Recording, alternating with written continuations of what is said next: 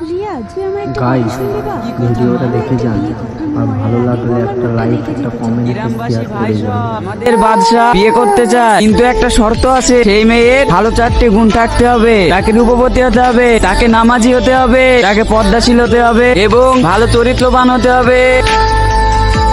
এ হবে না, এটা রাখ, পরেরটা দে। আরে এই মেয়েটা দারুণ দেখতে। এই বাবু, এই ফটোটা দেখ। হ্যাঁ, ভালোই তো। হুজুর, এখানে একটা চিঠিও আছে। দেখি।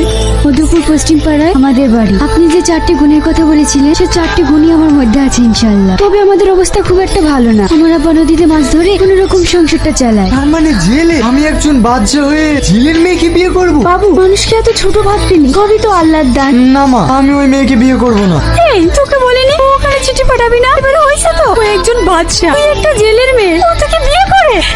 ও গো, তুমি এটাকে মারছো কেন? ও ছেলে মানুষ, বুঝতে পারেনি। গাইস, ভিডিওটা ভালো লাগলে লাইক, কমেন্ট, শেয়ার করে দেবা, ফলো করতে ভুলবেন না।